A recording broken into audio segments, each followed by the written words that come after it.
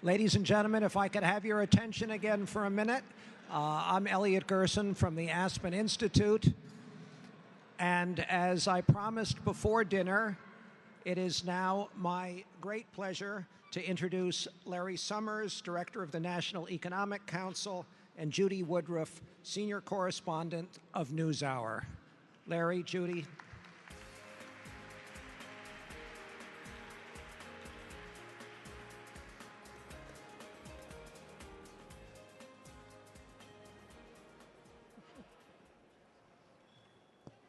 Thank you, Larry Summers. I am Judy Woodruff with the NewsHour with Jim Lehrer, soon to be the PBS NewsHour, and pleased to be here with Larry Summers, who's the Director of the National Economic Council, Assistant to the President for Economic Policy. Now, Larry Summers, there are probably a couple of questions you don't want to be asked. You don't want to be asked about how long are we going to be in Afghanistan, how much does it cost to keep the troops there. We'll hear more about that tomorrow. I'm not going to ask you whether you shook hands with the couple who crashed the White House.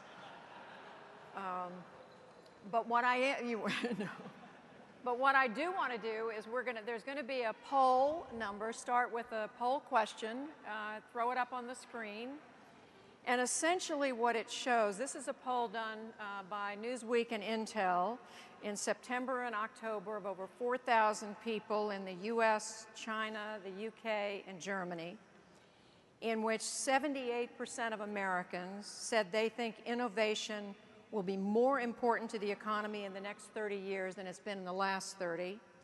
But only 1/3 of Americans think that the US is going to lead in that innovation. But 63% of the Chinese answer that China will lead. What do you make of that? Look, I think there are a couple things to say. China's been growing at 8% a year or more. We've been growing at 3%, a little more than that, in good years. It's not so surprising that they're more confident than we are. A lot of that, frankly, is not a cause for concern. It's a reflection of the fact that average standards of living in China are between 1/10 and 1/5 of average standards of living here. So there's a lot of growth to be had from catching up. But it's also a reflection of the fact that we've got to work on our innovation system in this country. Some of it is terrific.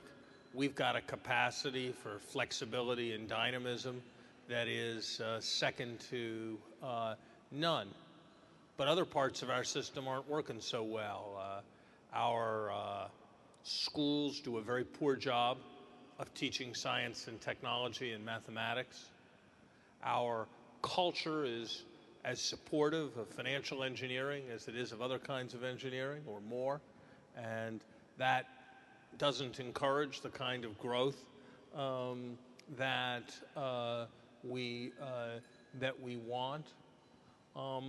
We need constantly to focus on making sure that we're a country that is hospitable in every way possible to entrepreneurship, and we need to make sure that we're providing the kind of support for scientific innovation that the country needs. That's why it's so important that President Obama has set a goal to lift our national share of GDP devoted to research and development from the mid-2s as a percentage of GDP to 3% of GDP. That means an extra $90 billion of R&D. You know, if you think about it, the really fundamental progress comes from new technology. Think about it. The 20th century was a century of physics, and the United States led with respect to nuclear physics. The United States led with respect to the semiconductor and everything that followed from the semiconductor. The United States led with respect to the internet, which grew out of DARPA. Think how different a century it would have been if some other country had been the leader in physics.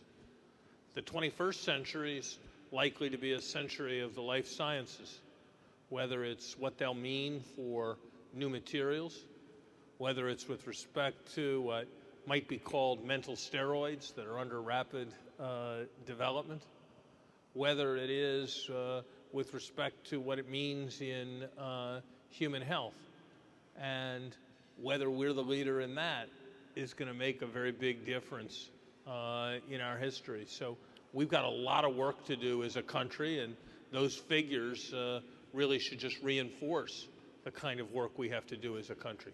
But this country has been known for its can-do spirit, the frontier mentality, the idea that Americans could do anything. Have we lost that in this country? I don't think that if you look at what Google has accomplished over the last 10 years, if you look at some of the remarkable things that have happened in the life sciences, if you look at, frankly, an outcome from the last presidential election that would have seemed inconceivable even a decade ago, I think this country has enormous and staggering capacity for resilience and for transformation, but it takes a jolt. We went through a period when the concern was that Russia would surpass us. That's what John Kennedy believed while he was president, that by the 1980s, Russia would be richer than the United States. We went through a period 20 years ago when at gatherings like this, the quip that everybody made was that the Cold War was over and Japan and Germany had won. And people expected us to be surpassed by Japan. And now we are rightly responding to the tremendous challenge that comes from the progress that's coming from China and India, Asia, emerging markets. But I think of that as a spur to greater greatness. And I am not unmindful, especially after the events of the last year, of the challenges our country faces.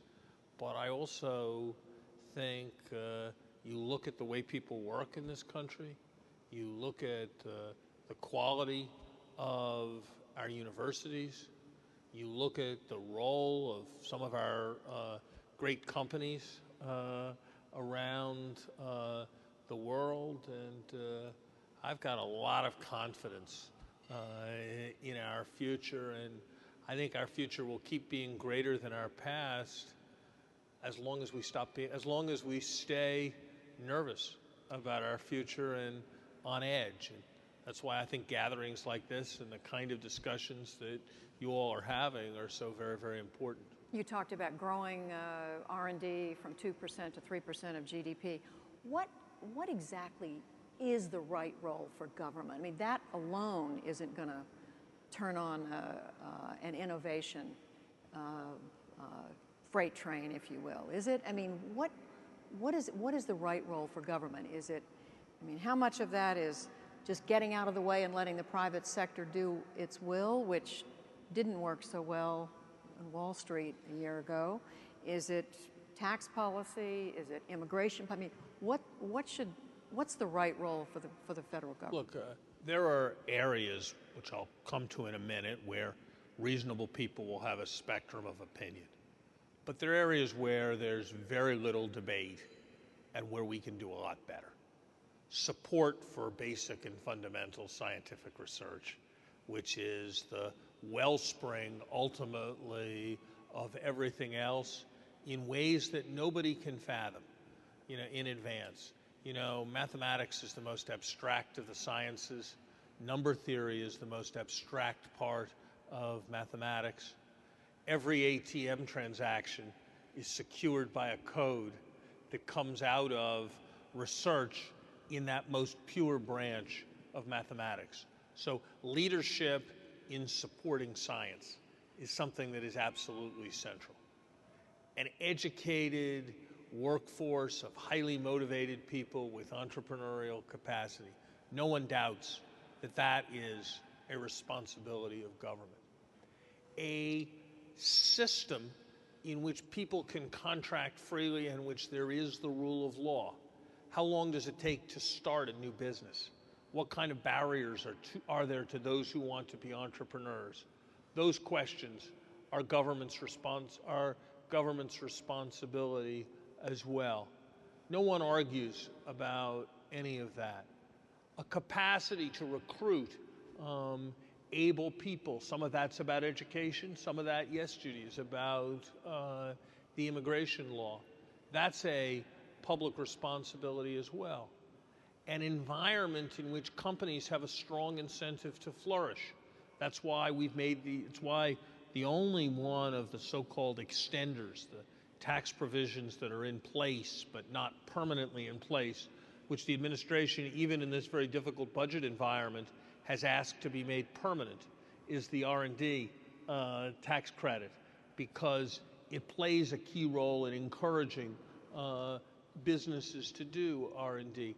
I think these things are pretty much not debated across a wide part of the political spectrum. What's the role of government in supporting cooperatives within particular industries? What's the role of government in trying to identify particular technologies and to provide subsidies to businesses with respect to those technologies? Just how far should government go on those dimensions? There'll be debates on those questions, as there surely should be. But I think that those debates at the margin are actually less important than doing the things that everybody agrees on. Open markets, support for R&D, basic science, quality education, legal frameworks for entrepreneurship and flexibility. Doing those things better will make an enormous difference in the future of our country. So if somebody said to you, should government be in the business of picking winners and losers, you're not going there. I'm not going to. I don't think it's a. I don't think it's a productive kind of debate. You know, was the interstate highway system picking a winning technology, which was automobiles, as distinct from another technology, or was it providing an important bit of infrastructure for the country? I don't know. Was embarking on a policy of weatherizing and making energy efficient all federal buildings, is that picking winners or losers, or is that making a smart set of investments? When Francis Collins, who's here tonight, sequenced the human genome, was that doing the 1990s version of putting a man on the moon, or was that industrial policy towards the life sciences industry? I don't know. I think it's too simple to put the question in terms of picking winners and picking losers. I think anybody with sense has to recognize that a society is a complex network that depends upon investments, not all of which have benefits that only benefit a single firm, and therefore there's a great deal that government can do.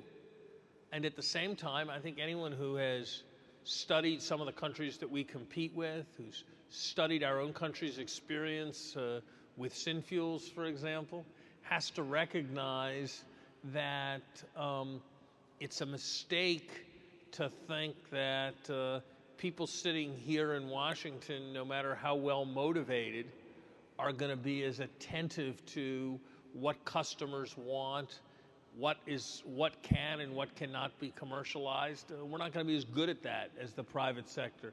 And so I think we have to think pragmatically in each of the contexts about what the best way forward is. I do think one very important thing that President Obama has worked very hard on is some change in the culture of the way decisions are made in Washington.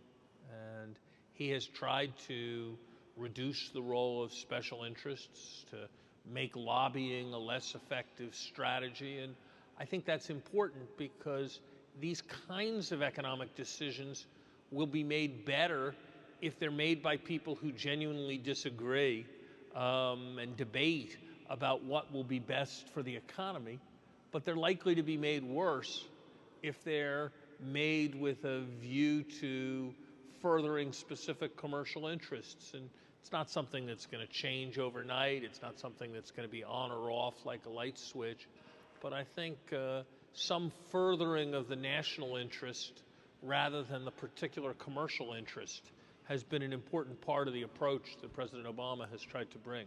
How much is innovation hobbled by this recession? And let's put it in some context. The number of smart economists are talking about the new normal. Even after we come out of this recession, they're saying we are looking at 2% growth for a long time, at unemployment 6, 7, and up % range. How can innovation flourish even in that new normal, and do you buy that argument? I don't think so. Well, I'd say two different things. I think the first thing to say is that one of the most damaging ideas in economics is what I call the doctrine of the cathartic recession. The theory that we've had excesses, we had bubbles. Yes, we did have excesses and bubbles, but somehow it's for the best if everybody suffers for a long time. And if loans don't get made for a long time, and if we maximize the number of bankruptcies and have prolonged unemployment for a long time, that it'll teach everybody a very valuable lesson. I think that's a profoundly misguided view. I think recessions like the one we're suffering now have very substantial costs. You look at how much R&D budgets are slashed. You look at the lack of job prospects for people who are graduating with engineering degrees from the country's colleges. You look at what happens to people who are out of work for more than a year and what happens to their capacity to be productively employed going forward. You look at what happens to the dynamism in the economy, how much people are changing jobs and jumping from one business to another. So I think that addressing the recession, addressing 10.2% unemployment is a matter of very great urgency. It's not something that's going to be fixed in a week or a month or a year. After all, these problems weren't made in a week or a month or a year. And it'll take time, and it'll take step by step on a lot of different elements of creating jobs, whether it's focusing on assuring that there are adequate flows of finance, that there are adequate work on the infrastructure of the country, making sure that businesses have the right kinds of incentives. There are a lot of things that need to be done. So it'll take time to have this expansion mature, but I see no reason why there should be some new normal idea that the potential growth of the country is going to be 2% or is going to be substantially reduced by what's happened. If you look at productivity growth in the last several quarters, it's actually been remarkably rapid, above 8% on some measures. Now that's a reflection of what's happening in terms of there not being enough rehiring.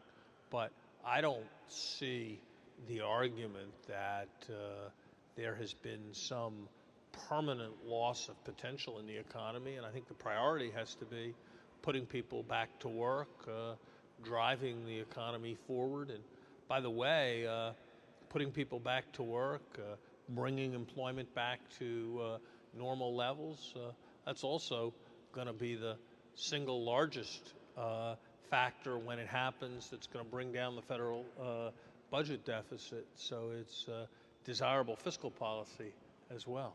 We're going to open up for some questions from the audience in just a minute, but let me ask you, I want to quote something Intel Chairman Paul Otellini said a minute ago. He said, I think I have it right, he said, innovation is not the birthright of any one country or company. Can the U.S., my question to you is, can the U.S. come out of this recession? Can it recover and grow as it should, unless it leads the world in innovation? We'll be much better off. You know, there's no danger that we are going to have too much innovation. We are proud of the living standards we provide, and our ability to provide those living standards depends upon producing products where you don't have to compete just on price, because you're producing better products that other people aren't able to produce. And that depends on innovation. But we can. I mean, you know, I am a few years past a period when I was really in politics, the period when I served as the president of Harvard University. And, you know, you can say a lot of things about that experience, at least I can say a lot of things about that experience, but anyone who saw the set of students that I was privileged to see, and the set of young faculty that I was privileged to see. Americans, people who saw that the place to pursue their dreams was in the United States, has to be enormously impressed by this economy's ability to innovate if we just make sure those people get the tools they need and get the opportunities they crave. And if we're able to do that in government, given the way this country is a magnet for young people, I think we'll do fine. All right, I think I can see a few hands out here, right there. Let's start with you. If you want to stand up and give us your name. You're going to get some really tough questions now. Hey, Paula. There should be a microphone. Okay. Paula Stern. Thank you. Paula Stern. Judy, you asked about the new normal, and Larry answered talking about the unemployment rates. There's another definition of the new normal, which Mike Duke, the CEO of Walmart, talked about, which is that the American consumer is not buying, is become more frugal and is reducing its debt, his or her debt, and it shifts to the question I'd like to ask Larry about rebalancing and the role of what I consider another aspect of the new normal. And I'd like you to address the role that America will play vis-a-vis its global partners in rebalancing the way it has been a consumer as an engine for U.S. economic growth, and whether that normality is something we should expect for the future.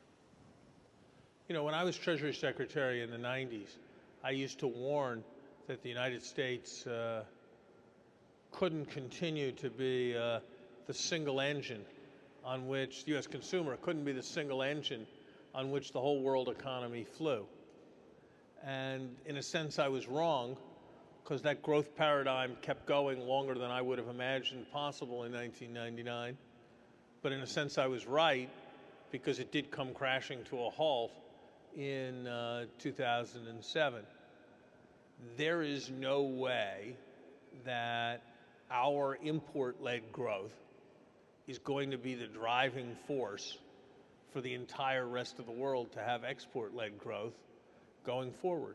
And that's what the whole rebalancing that President Obama has emphasized in the context of the G20, is all about.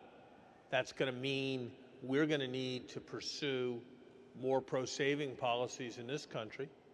And it's going to mean that other countries, frankly, China stands out in this regard with a consumption share of GDP of, get this, 35%, down from 50% a decade ago, compared to 70% in the United States. Our 70 is problematic in a variety of respects, but 35 is a new peacetime world record low. And that's why their commitments to move towards more consumption and to move towards more domestic demand-led growth are, I think, important for them and important as well for the global economy. And you are absolutely right, Paul, as you know, to emphasize this kind of rebalancing. Okay, right here. Dr. Summers, Gary Shapiro of the Consumer Electronics Association. I represent 2,000 technology companies. You're clearly one of the smartest people in the world. And when you worked for President Clinton, you were... That wasn't a question. That's somehow an invitation. Something bad's about to happen. I'm not in doubt. That was just a comment. When you were working for President Clinton, you helped guide our economy in a sense, a balanced budget, free trade. Now you seem to have changed. We have obviously not a balanced budget.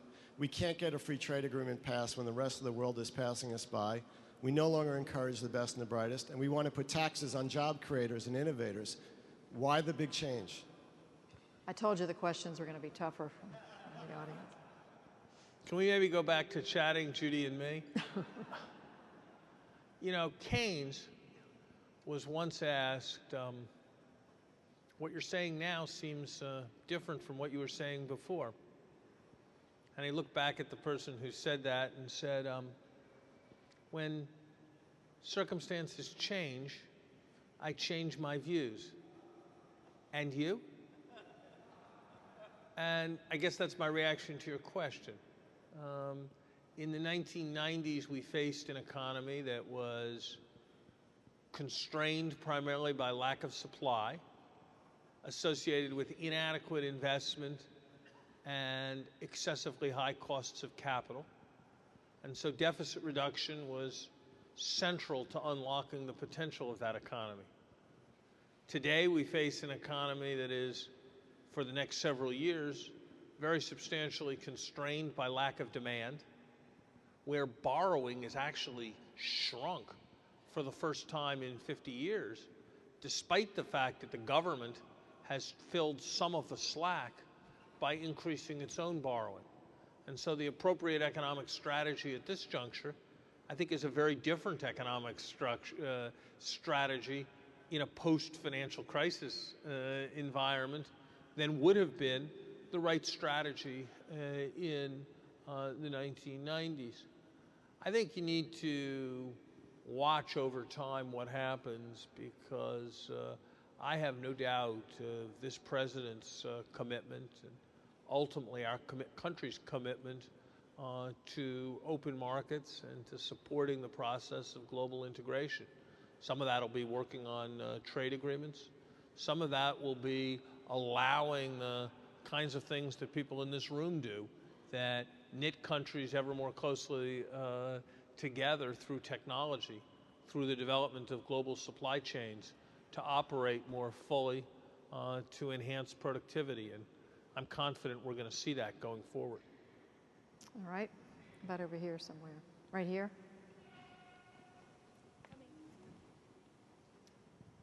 Wall Street, Mark Bisnow. Wall Street seems to be making a comeback. What can this administration do to exhort the brightest young people that you were describing to go into scientific innovation, maybe business innovation, rather than financial innovation, or do you regard that as equally worthy?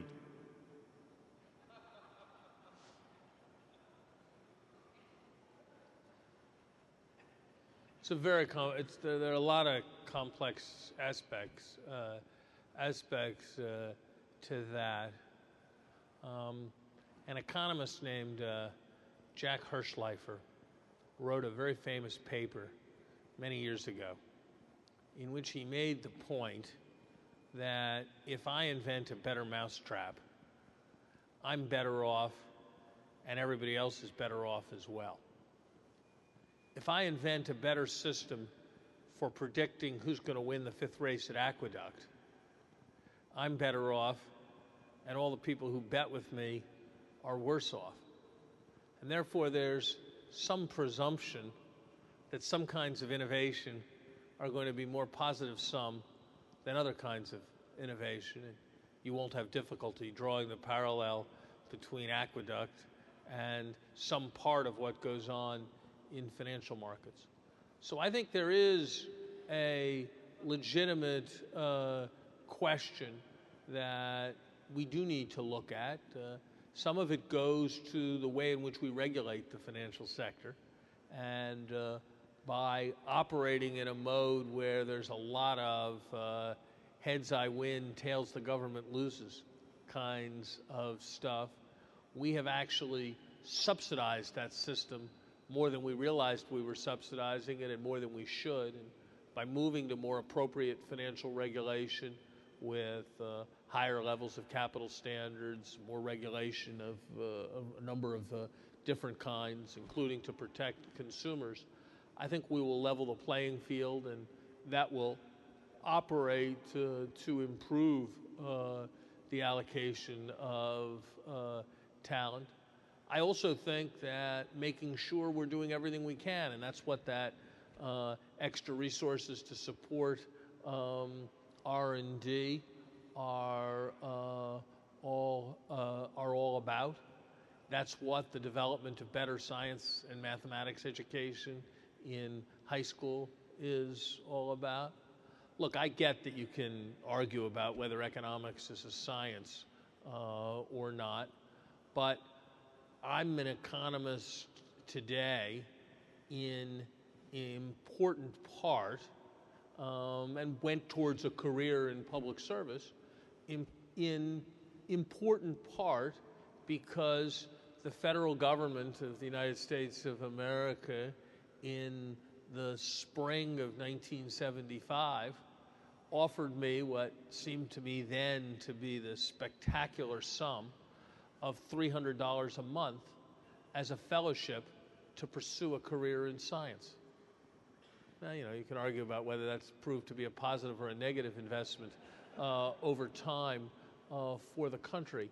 But I think that the combination of financial regulation on the one side and aggressive support along the various dimensions we talked about for research and development, for entrepreneurship, can and will make a significant difference in the allocation of talent. It was not always as it's been for the last generation. If you look at the allocation of top students, the career choices of top students and the like, in the period prior to 1980, it was radically different than what we've become habituated to in recent years. Okay, over here, right here. Hi, I'm Steve Meltzer. I'm very concerned about our continued ability to attract the best and the brightest around the world, particularly in the laboratories of our universities. And my particular concern revolves around the complaint that I've heard over and over and over again that a lot of the work that's being done in these laboratories is now so classified that we can't allow our foreign students to partake in those activities. And that's a deterrent to them coming over here and a deterrent to them staying and getting their education here. Is there anything that can be done about kind of reforming the classification system a bit to make it a little more rational and hospitable to foreign students? Let me say, I spent quite a bit of time on these issues when I was at Harvard. There are issues in the space that you describe, and I think over time there has been some progress with respect to them. And one of the things that President Obama has asked us to do is review the export control rules, and much of what you describe involves so-called deemed exports, when a person works with a bit of sophisticated technology. But if you looked at the barriers towards able people and able foreigners coming to Harvard, and I talked to other university presidents, and I think they would agree with what I'm about to say, those issues, while they're there in a few fields, are actually small compared to the visa problems. We had an experience at Harvard with a chemistry graduate student who was brilliant, who was about to publish their first paper with their faculty advisor. And then his father died, and he had to go back to China. And it took 9 months before he could get a re-entry visa to come back into the United States, by which time they'd had to publish the paper without him. Well, he'll be all right, but I suspect a fair number of people heard that story in China, and it was probably very good for universities in New Zealand and Australia and Canada and England. So I think we do need to, you hear the stories of what it's like to be foreign and come to one of our airports. I think there are important issues in that regard, and I know that Secretary Napolitano and Secretary Clinton have discussed these issues and are working on recognizing that our top priority has to be protecting our national security, but that we can do it in better ways that are more conducive to the flow of talent on which this country has always depended. And you're in power. Is that being done? Yeah, as I say, Secretary Napolitano and Secretary Clinton are working on it, and in fairness to the previous administration, in 2004, this was sort of a problem at crisis proportions for leading universities. And I would say the magnitude of the problem in the succeeding 2 years had declined by about 75%. So there's still some real problems there, but I think we as a country are doing better. Okay, right here. I'm Patrick Wilson with the Semiconductor Industry Association. Thank you for your shout out about semiconductor industry. My question is about an event that's going to happen near here later this week, the Job Summit and creating a job. I know that's raison d'etre now for the White House. My question is this. Right now, the R&D tax credit, which we're very grateful for your leadership in championing that, the value of R&D intensive industries like our own, it's very critical. But right now, the R&D tax credit that we currently live under, we are the 13th most competitive R&D tax credit in the world. Our corporate tax rate ranks us tied with last in the OECD. This is not a good environment to create a job. My question is, how do we make America, how do we work together to make America the most attractive place in the world to create a job? I think it's a good question, and it's an important question, and there are a variety of issues in the tax code that we need to look at. You're right that American stated tax rates are very high. It's also true that if you look at taxes paid by business as a fraction of profits, they're actually relatively low in the United States for a variety of reasons having to do with the variety of features that let income escape taxation. And if you look at the countries where businesses report earning the highest profits, you might have thought they were China and Japan and Germany, but they tend more to be Ireland and other tax havens. And so I think we need to all work together to find ways to improve this system, to promote competitiveness, while at the same time recognizing that in an environment where we have very substantial budget deficits, efforts to promote competitiveness have to go along with efforts to contain evasion and avoidance. I think there are a large number of business leaders, including in your industry, who recognize both sides of this, the importance of and urgency of making our country more competitive as a location to produce, but also of making sure that the incentive is there to locate in the United States, and making sure that we're constraining evasion avoidance. That's one large part of the answer.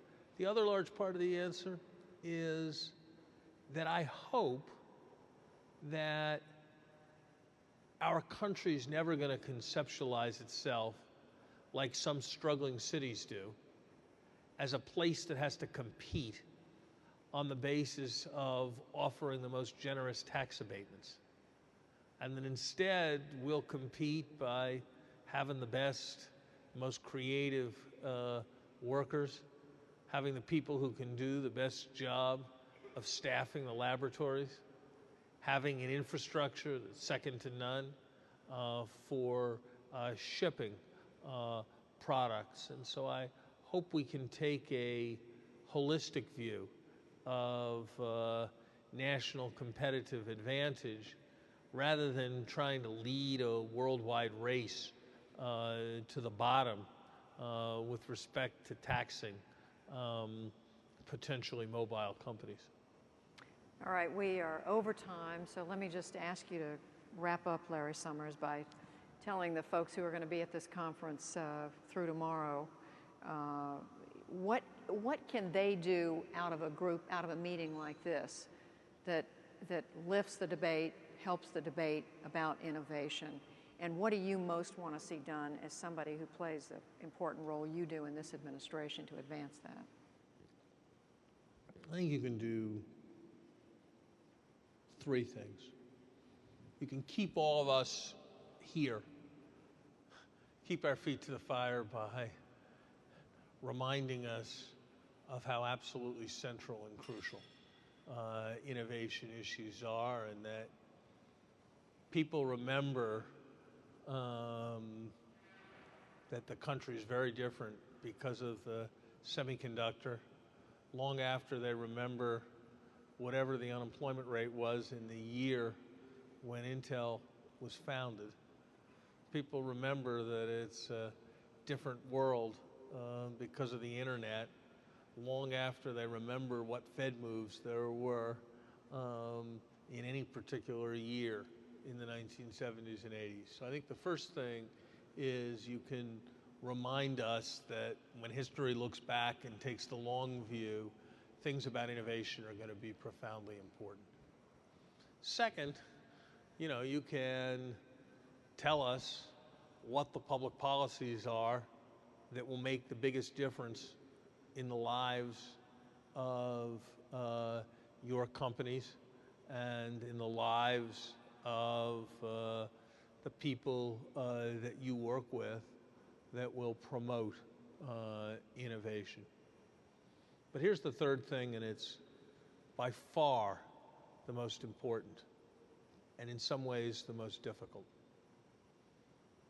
You can, each in your own spheres, figure out what you want to do for your country instead of what your country should do for you. I am not atypical as a person who served in government in this. A very large number of people from the private sector, from nonprofit institutions, come and they plan a day in Washington, and they plan to see 3 or 13 people in their day in Washington, and I'm one stop on their tour, and we have a nice conversation. And almost always what they want is for the federal government to do something for them. Reduce their taxes, provide them with a subsidy, loan them money, reduce the restriction and regulation with respect to what they do, and that's fair enough. People need help, and by doing better, they deeply believe that they're going to make the country better, and in most cases, they're right. But I can tell you that on those very, very rare occasions, when people instead take the other half of John Kennedy's famous couplet and say, you know, what we can do for the country beyond our company and beyond our institution is X, it is a startling conversation changer. And so I guess my request to you would be for each of you in your own way, with respect to your own role in the system, to think about what your institution should be called on to do, not in its own interest, but in the broader national interest. And I think that's an enormously potent way of bringing about change. And so I guess that's what I would encourage. Judy, thank you very much. Thank you. Larry Summers. Thank you. Okay. You may have seen